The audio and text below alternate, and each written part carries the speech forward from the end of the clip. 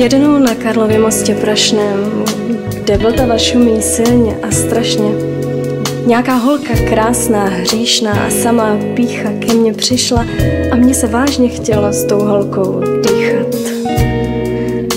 A vidím to jako dnes, po cukrárně a pár vinárnách, na železné posteli jako v kasárnách, v stavu opilém spojeném s extází, ruce její mě rozdychtěle mazí. Zatímco mluvil jsem o půvabech Jadranu, přes roušku rozkoše a sladkou únavu mazlivě předla, ještě bych chtěla, ta skvělá holka z mostu Karlova. Poznámka autora. To je film, co se nezapomene. Vzpomínka, která sotva vybledne.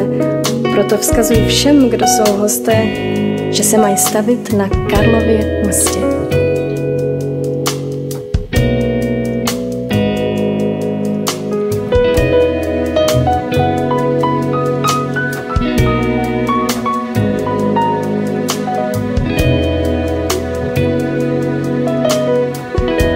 Jednom na Karlovu mostu prašnom Vltava dok šumila je snagom strašnom, neka lijepa holka sigurna u sebe prišla mi, a meni baš se da prostite.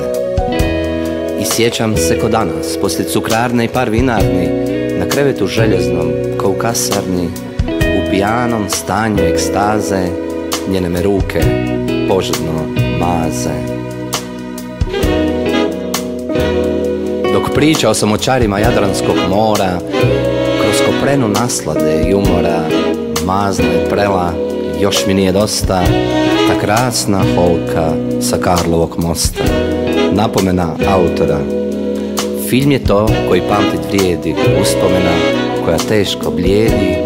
Pozvao bi stoga svakoga gosta da svakako navrati do Karlovog mosta.